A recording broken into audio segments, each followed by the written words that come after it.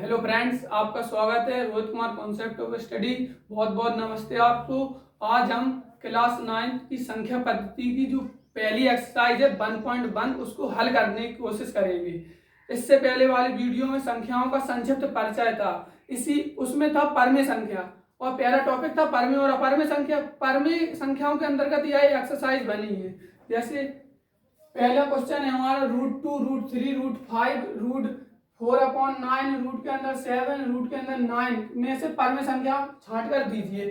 सबसे पहले जान लेते हैं परमेय संख्या किसे कहते हैं। वे संख्याएं जिन्हें हम P/Q के रूप में व्यक्त कर सकते हैं। वे संख्याएं जिन्हें हम P/Q के रूप में व्यक्त कर सकते हैं। यहाँ P और Q पूर्णांकों, कैपिटल Z से पूर्णांकों को प्रदर्शित किया जाता है और क्या और Q equal to not zero और परमेय संख्याओं को कैपिटल Q से प्रदर्शित किया जाता है। परमेय संख्या वे होती है जिनमें ये तीन कंडीशन लागू होती है, जैसे वो P/Q के रूप में हो, P और Q पूर्णांक हो और Q equal to not zero, उसे हम परमेय संख्या कहते हैं। ऐसे पहला सवाल है √2, √3, √5 और इनको हम परमेय संख्याओं में छांटने हैं कि इनमें से कौन सी परमेय संख्या कौन अपरमेय। √3, √2 और √5, √4/9, √7 और √9। परमेय संख्या की एक और परिभाषा है, जैसे ऐसी कोई धनात्मक संख्या का वर्गमूल जो पूर्ण वर्ग है उसे परमेय संख्या कहते हैं। जैसे √4 है, यह एक पूर्ण वर्ग है, इसीलिए यह एक परमेय संख्या हो जाएगी। जैसे √4 है, इसका 4 2 का वर्ग है तो 2 का स्क्वायर से रूट कट गया तो 2 आ गया, 2 के बटे में 1 कर दिया तो P/Q के रूप में हो गया और Q equal to not zero, इसलिए √4 एक परमेय संख्या है। अब √2 को हम P/Q के रूप में व्यक्त कर सकते हैं, लेकिन Q equal to not zero, यह परिभाषा ठीक है, लेकिन यह एक पूर्ण वर्ग नहीं है। 2 है जो एक पूर्ण वर्ग नहीं है, क्योंकि यह रूट के अंदर है, जो कि यह पूर्ण वर्ग नहीं है, इसलिए यह एक अपरमेय संख्या हो जाएगी। √3 भी एक अपरमेय संख्या हो जाएगी, क्योंकि यह 3 किसी का पूर्ण वर्ग नहीं है, या 3 किसी एक धनात्मक संख्या तो है, इसका जो वर्गमूल करेंगे जो पूर्ण वर्ग में नहीं है, इसलिए √3 एक अपरमेय संख्या होगी। √5 भी इसी तरह होगी, क्योंकि ये किसी का वर्ग नहीं है। और √4/9 अभी देखा तो √4 तो परमेय संख्या थी, अब इसी पे 9 भी पूर्ण वर्ग है। अब √4 को और 9 को 2 × 2 और 3 × 3 के रूप में व्यक्त कर सकते हैं। अब 2 बार है तो इसका स्क्वायर कर सकते हैं, 3 तक का 9 हो गया, इसका भी स्क्वायर कर सकते हैं। कौन कर लेंगे स्क्वायर, यहाँ 2/3 और में स्क्वायर हो गया, स्क्वायर से रूट चला गया, 2/3 हमें संख्या प्राप्त हो गई। 2/3 P/Q के रूप में व्यक्त है, 2/3 P/Q के रूप में व्यक्त है, जहाँ Q equal to not zero, Q बराबर जीरो भी नहीं है, इसीलिए यह परमेय संख्या हो जाएगी। √4/9 एक परमेय संख्या हो जाएगी। अब √7 भी एक अपरमेय संख्या होगी, क्योंकि √7 है जो किसी संख्या का पूर्ण वर्ग नहीं है, या इसका वर्गमूल निकालेंगे वो पूर्ण नहीं आएगा, इसलिए √7 भी एक अपरमेय संख्या। √9 एक पूर्ण वर्ग है, वो 3 का वर्ग है। जैसे अब 9 को हम 3 का वर्ग लिख सकते हैं, 3 × 3 9, वर्ग से रूट गया 3 आ गया, 3/1 करेंगे जो कि P/Q के रूप में हो गया, यह संख्या P/Q के रूप में हो गई और Q equal to not zero भी नहीं है, इसलिए √9 भी एक परमेय संख्या होगी।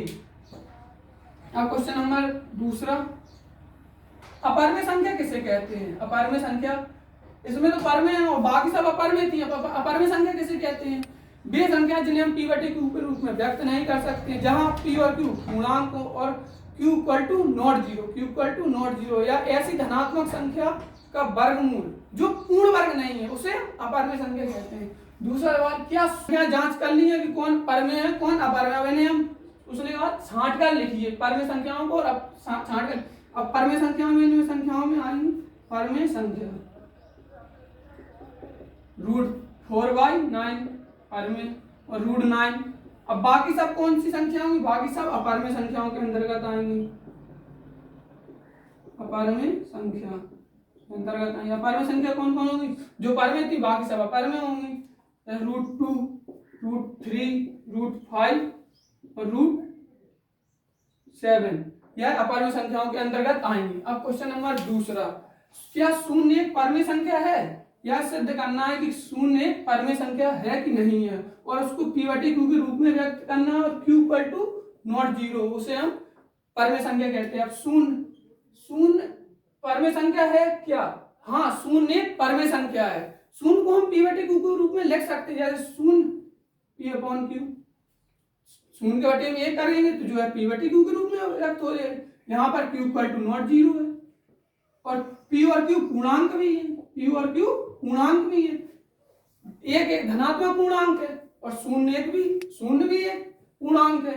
अब तीनों चीजें लागू होंगी, जैसे q equal to not zero तो q equal to not zero है, और यह p/q के रूप में भी व्यक्त हो गई, और p और q पूर्णांक और p और q पूर्णांक भी हो गए, क्योंकि p बराबर यहाँ जीरो है, p बराबर जीरो है, q बराबर एक है, तो p और q क्या होना चाहिए? पूर्णांक, तो जीरो और एक पूर्णांक भी है।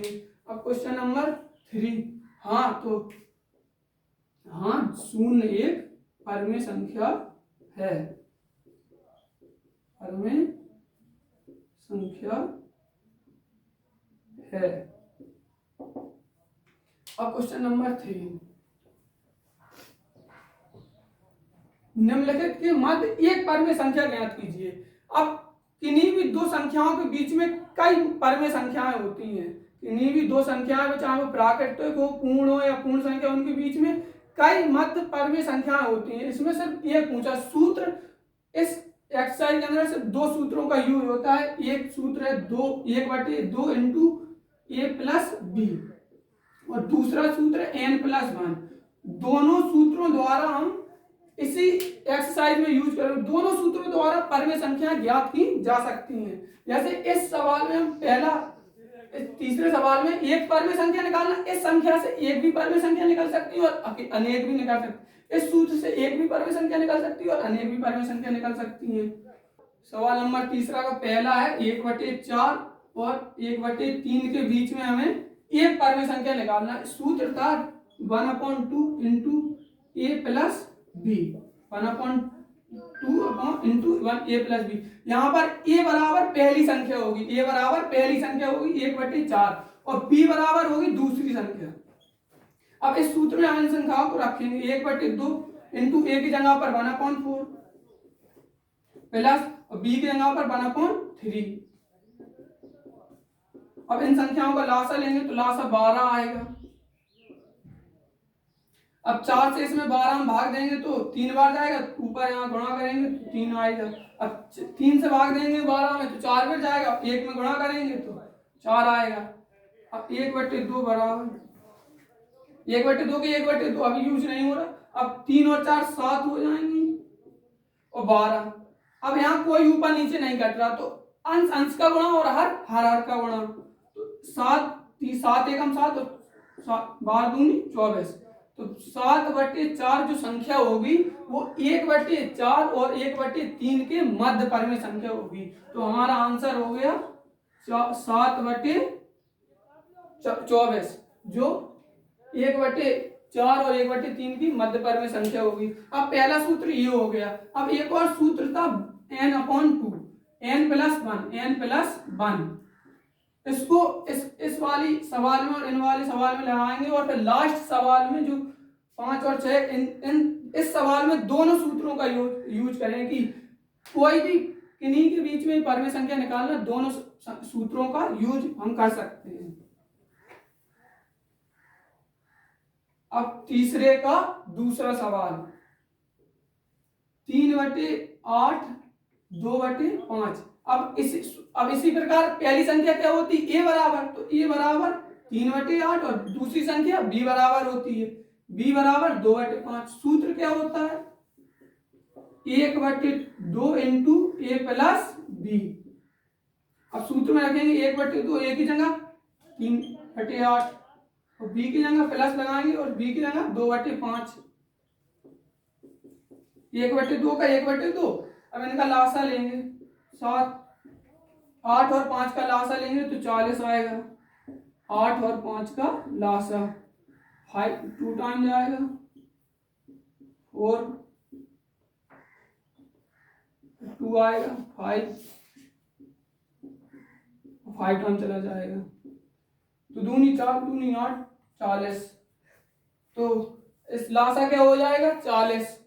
अब 8 का भाग देंगे 40 में 5 बार जाएगा और 5 का 3 में गुणा करेंगे तो 15 प्लस 5 का भाग देंगे 40 में तो 8 बार जाएगा 8 दूनी 16 16 और 15 31 1/2 इंटू 16 और 15 जोड़ेंगे तो 31 आएगा और 40। अब ऊपर नीचे कुछ कट नहीं रहा तो हर का गुणा और अंश अंश का गुणा तो 31 एकम 31 और 40 दूनी 80 तो 13/31/80 3/8 और 2/5 की बीच में ये परमेय संख्या होगी, मध्य परमेय संख्या होगी 31/80 3/8 और 2/5 की एक मध्य परमेय संख्या होगी। तो यह P/Q के रूप में भी है, P/Q के रूप में भी है। अब तीसरे का तीसरा सवाल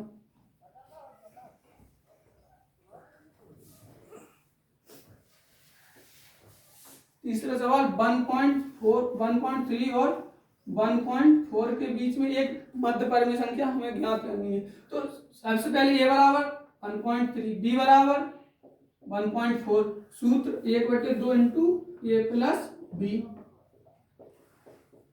1/2 a की जगह 1.3 करेंगे b की जगह 1.4 जोड़ेंगे तो आएगा 2.7।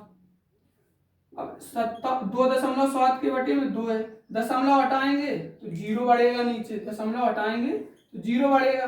अब 20 का भाग 27 में देंगे तो दशमलव में आ जाएगी संख्या, नहीं तो यह संख्या भी दोनों संख्याओं के बीच में होगी और परमेय भी संख्या है। अगर दशमलव में चाहे तो 20 का भाग 27 में दे देंगे तो 1.30 का भाग 20 का भाग देंगे 27 में 1 टाइम जाएगा 20 7 दशमलव आके 0 बढ़ाया 3 टाइम जाएगा 10 बचा, फिर 0 लगाएंगे 5 और पूरा कट जाएगा तो आंसर आ गया 1.37। दशमलव में इसलिए दिया क्योंकि संख्याएं भी हमें दशमलव में दी गई थी, इसलिए यह भी एक परमेय संख्या, अगर दशमलव हटाएंगे हम इसका तो अपन 100 आ जाएगा, 100 आया तो P/Q के रूप में, इसलिए रूट 1.35 1.3 और 1.4 के मध्य परमेय संख्या होगी। अब तीसरे का चौथा क्वेश्चन है -3/4 और -2/5 के बीच में एक परमेय संख्या ज्ञात करनी। तो सूत्र 1/2 a प्लस b। तो a बराबर पहली संख्या -3/4 और b बराबर दूसरी संख्या -2/5। सूत्र में रखेंगे 1/2 इंटू a बराबर -3/4 प्लस b बराबर -2/5। ब्रैकेट में बंद कर देंगे क्योंकि संख्या ऋणात्मक है। 1/2 इंटू -3/4 रहेंगे और प्लस माइनस ब्रैकेट लगा तो इंटू में होंगे तो प्लस माइनस माइनस हो जाएगा, प्लस माइनस माइनस हो जाएगा। 2/5 संख्याओं का लासा लेंगे तो लासा 20 आएगा। 4 से 5 20 में देंगे तो 5 बार जाएगा और यहाँ ऊपर गुणा करेंगे तो -15। 5 के बाद 20 में देंगे तो 4 बार जाएगा तो यहाँ गुणा करेंगे तो -8। अब माइनस माइनस संख्याएं तो जुड़ जाएंगी, ऋणात्मक संख्याएं और जुड़ जाती है और माइनस का चिन्ह आ जाता है, माइनस का चिन्ह आ गया और ऋणात्मक दोनों संख्याएं तो जुड़ जाएंगी।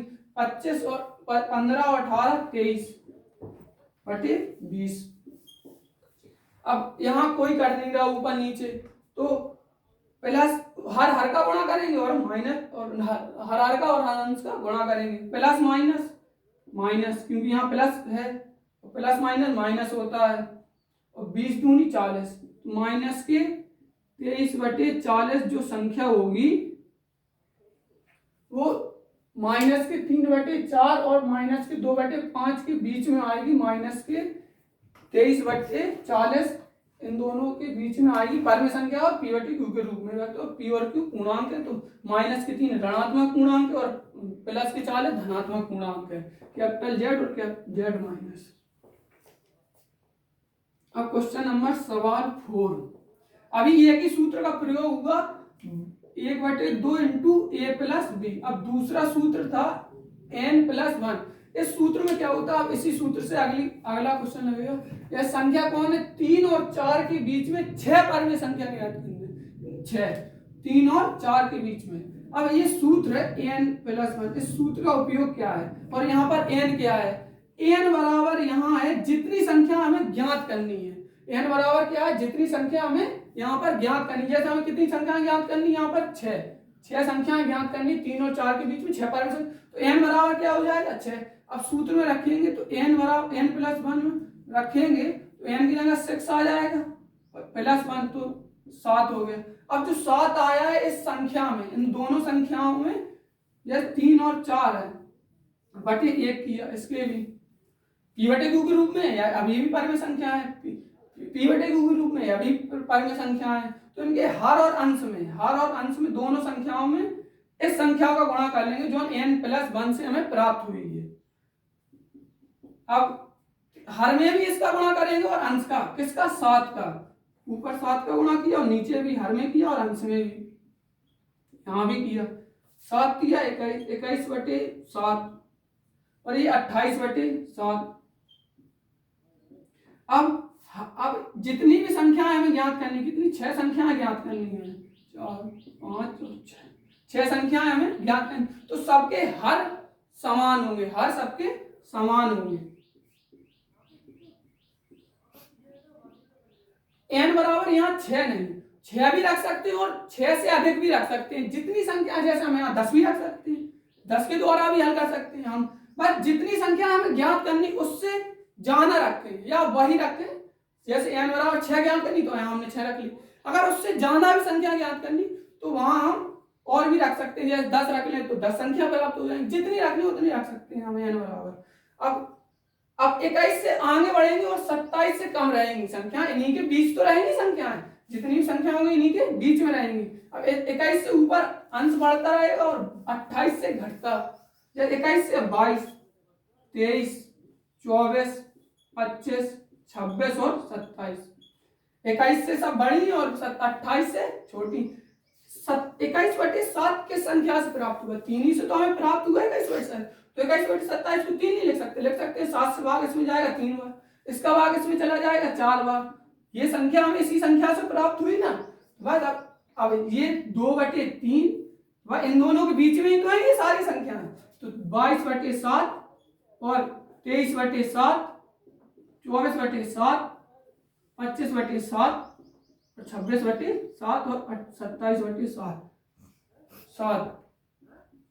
4 और 3 के बीच में 6 परम संख्याएं, सारी संख्याएं पी बटे क्यू के रूप में है, और जहां q = भी 0 और सभी धनात्मक पूर्णांक है, इसलिए यह 6 संख्याएं 3 और 4 के बीच में होंगी, 6 परम संख्याएं हैं। अब 5वां क्वेश्चन, अब दोनों सूत्र यूज हो गए। अब किसी भी सूत्र से अब पहला वाला सूत्र था 1/2 और ब्रैकेट में a+b। इससे अभी तक हम लोगों ने बस एक संख्या निकाली क्या।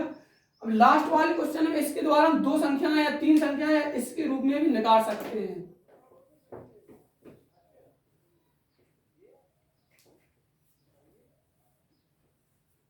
अब 5वां जो हमारा क्वेश्चन है,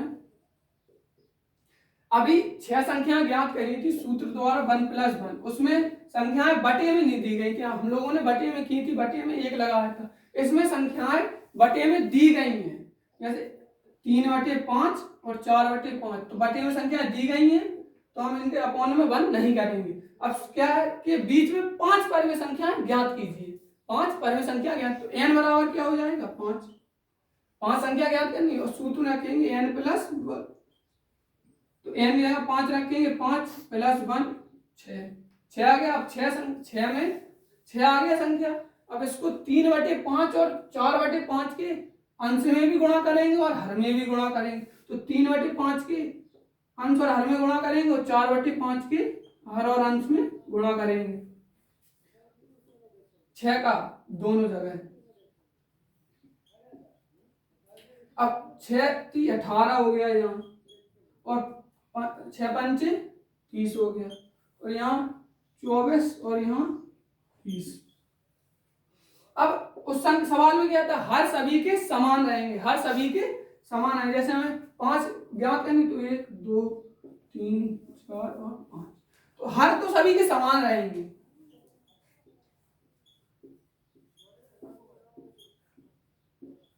बस 18 से बड़ी संख्या और 24 से छोटी। 18 से बड़ी 19 20 21 22 23, यह संख्याएं 18 से बड़ी हैं और 24 से छोटी हैं, तो इनके मध्य तो हैं सब।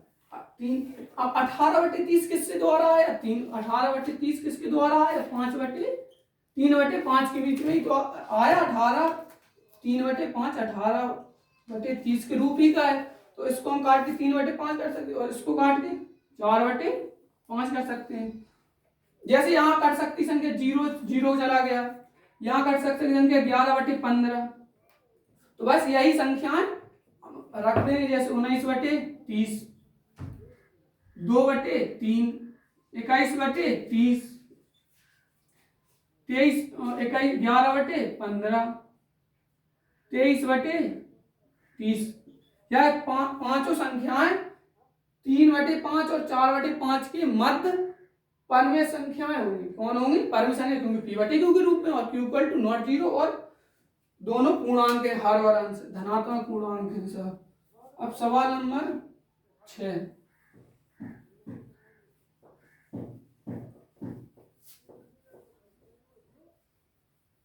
अभी सूत्र में n+1 में n बराबर वही संख्या रख रहे थे जो हमें ज्ञात करनी। n बराबर बड़ी संख्याएं भी लग सकती है, जैसे इसमें 5 ज्ञात करनी थी, तो इसके n की जगह पर बस 5 से रख सकते हैं, या 5 से बड़े कम नहीं रखेंगे। तो 5 से बड़ी कौन है, 8 9 10, n बराबर वो रख सकते, ऊपर नीचे गुणा तो 8 संख्या में प्राप्त हो जाती है। इसीलिए n बराबर कुछ भी रख सकते हैं, बस जो संख्या ज्ञात करनी वो रख सकते हैं, या उससे ज्यादा। अब सवाल नंबर 6 है, जो 0.5 और 0.6 के बीच 3 परमेय संख्या ज्ञात की। इसे हम उस सूत्र से भी ज्ञात कर सकते हैं और इस सूत्र से भी ज्ञात। अगर हम इसका दशमलव हटाएं तो यहाँ पर 10 आ जाएगा, इसका दशमलव हटाएं तो यहाँ पर 10 आ जाएगा। ये p/q के रूप में पहले भी है परमेय संख्या थी, और अभी भी परमेय संख्या है। अब n+1 बराबर सूत्र रखेंगे इसमें, तो a बराबर कौन हो, n+1 में। n हमें निकालनी कितनी संख्या है, हमें 0.5 और 0.6 3 निकालनी, कितनी 3, तो n बराबर क्या हो जाएगा 3। अब हर बार बराबर संख्या रखनी, जैसे n बराबर 6 निकालनी तो 6 निकाल, n बराबर 5 रख, इसमें थोड़ी जान रखनी। जैसे n बराबर यहाँ रख लिया हमने 5, n बराबर क्या रख लिया 5, तो सूत्र में होगा n+1, n की जगह 5 आएगा +1 बराबर 6। अब 6 आया, जो इसमें ऊपर नीचे दोनों का हर अंश में गुणा करेंगे, दोनों संख्याओं में। 6 का ऊपर हर में भी और अंश में भी, यहाँ भी करेंगे। 30 हो जाएगा, यहाँ 60 हो जाएगा, 36 हो जाएगा, यहाँ 36 हो जाएगा, और यहाँ 60 हो जाएगा। अब हर तो सभी के समान रहेंगे, हर क्या रहेंगे समान। 3 संख्या निकालनी, तो हर 60 कर दे रहे सब में। अब एक 30 से बड़ी संख्याएं रखें, अंश में 30 से बड़ी और 36 से छोटी संख्याएं रखें अंश के स्थान पर। अब 30 से बड़ी 31 32 33 34 34 कर लेते हैं हम 34। अब कटेगी ये संख्या, 31 और 60 तो नहीं कटेंगे, लेकिन यहाँ इसको कट के यही तो रूप है 5/10, तो इसका 5/10 आ जाएगा, 5/10 यह रूप हो गया। और 31/10 की 31 वैसे 60 के नीचे वही रहेगा, क्योंकि यह संख्या कट नहीं रही। अब 32/60 या 2 से कट जाएंगे, यहाँ हो जाएगा 16 और यहाँ हो जाएगा 30, अभी भी कट जाएंगे, यहाँ 8 हो जाएगा और यहाँ 15, तो 8/15 8/15,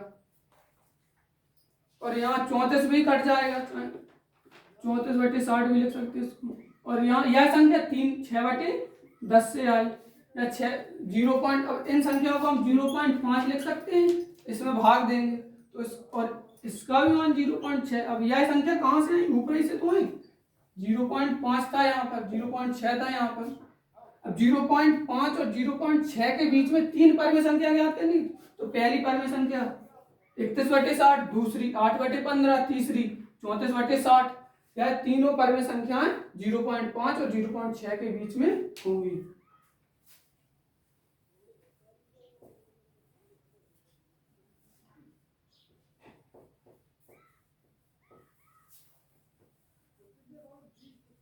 अब जो क्वेश्चन नंबर 7 है,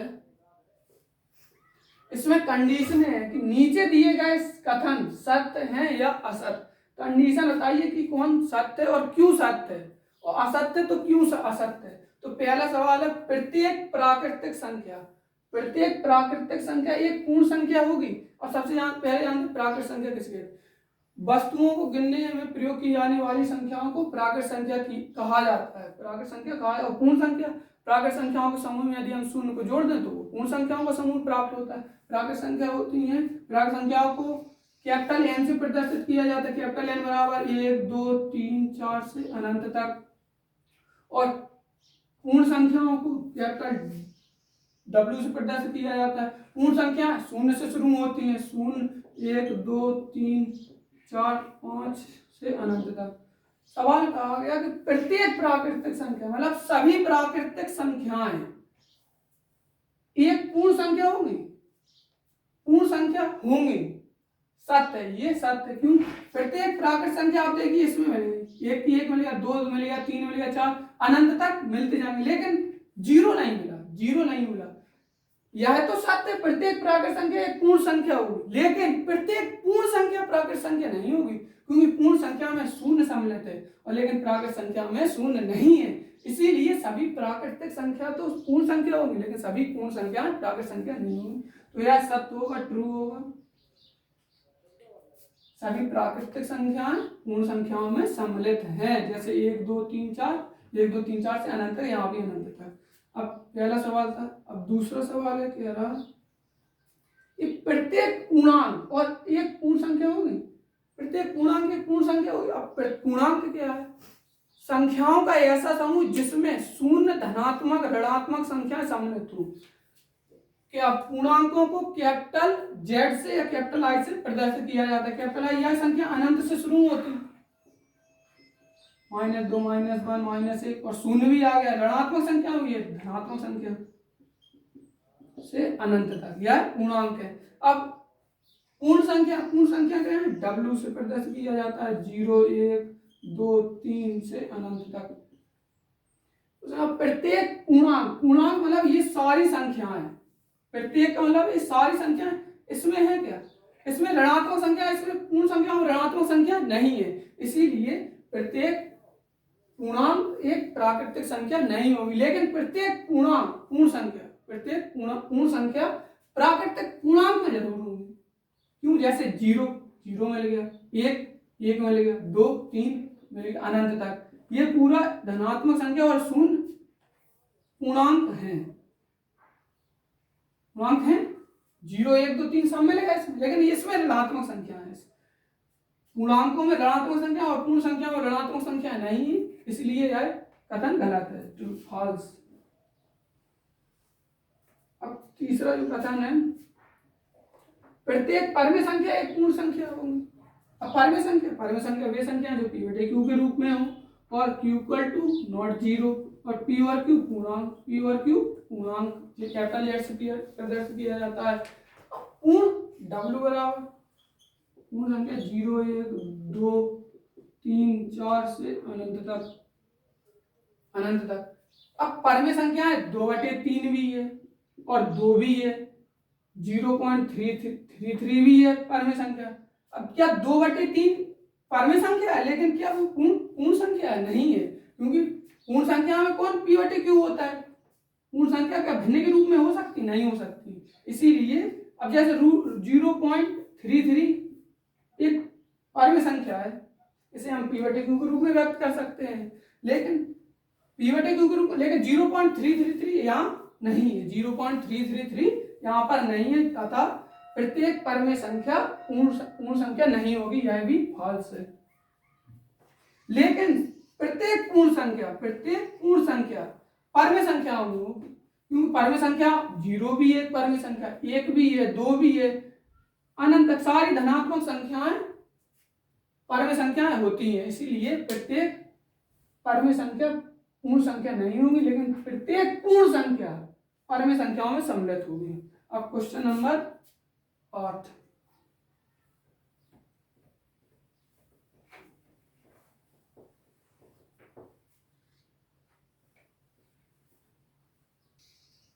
अब क्वेश्चन नंबर 8 है जो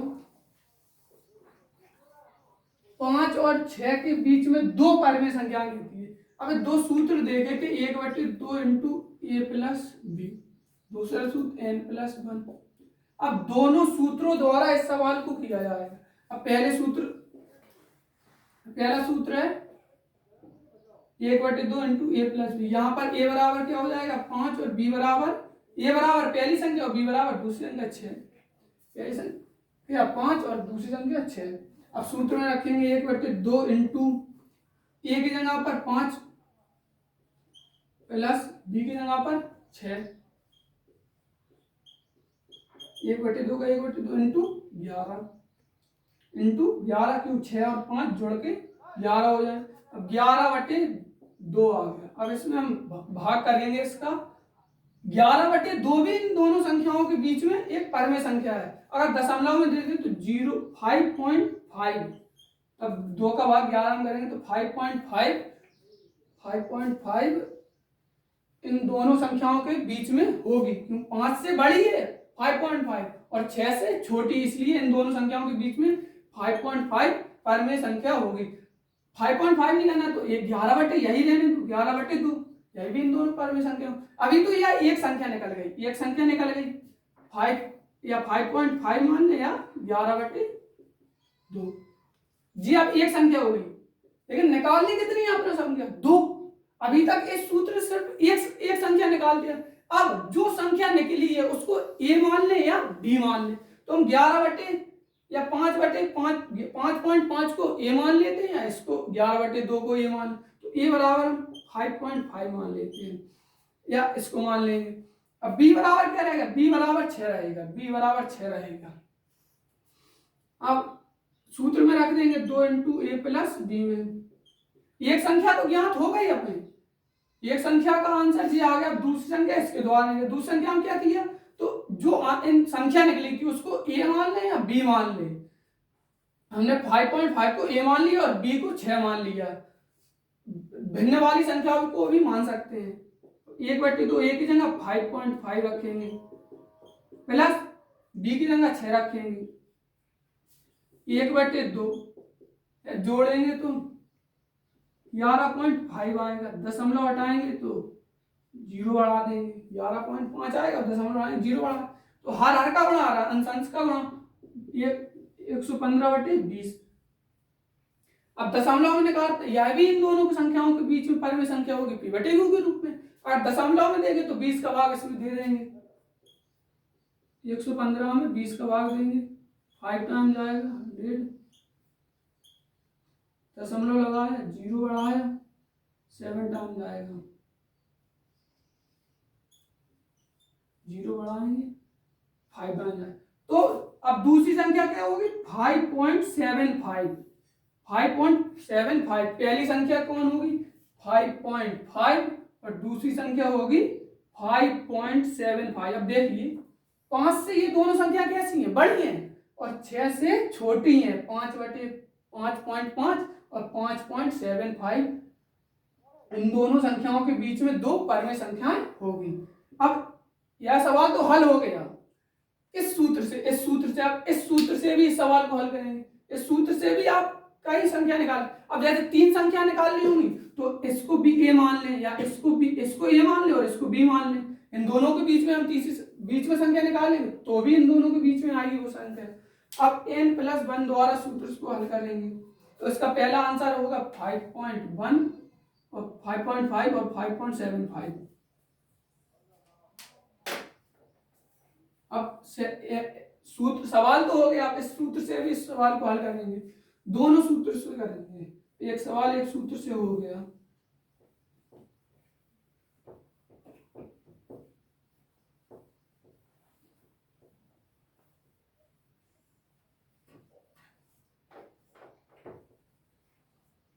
अब सूत्र दूसरा कौन है, n+1, दूसरा सूत्र यही है। अब n क्या है, n बराबर क्या लगते हैं, जो संख्याएं हो, यहाँ पर जो संख्या ज्ञात करनी वही n बराबर रखते हैं। तो कितनी संख्या हमें ज्ञात करनी, 2, तो n बराबर 2 रखेंगे, n+1 सूत्र में रखेंगे 2 + 1 बराबर 3।